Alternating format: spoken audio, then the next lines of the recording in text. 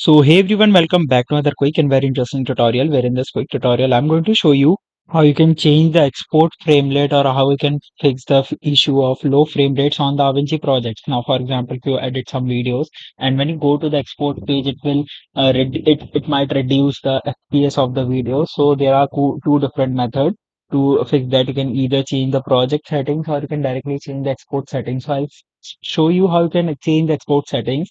Now, in order to go export the video, go to the deliver page. Now here you'll see this option that says custom export. In here you'll find multiple settings. First of all, select any format, any codec. Let's say if I select some basic codec. Now here when you scroll down, you'll see this option that says frame rate. Select this option and here you'll see this option that says a timeline frame, or you can just simply select the frame rates from the list as well. Or you can select any frame rate from this list, like if you want 60 fps, or if you have 30 fps supported, you can also get it from here.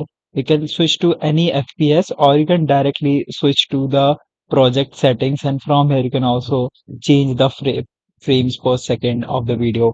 Alright, so that's it for this tutorial. I hope this video will be helpful for you. Make sure to hit the like button and subscribe button for more such helpful and interesting tutorials. See you in the next one. Take care.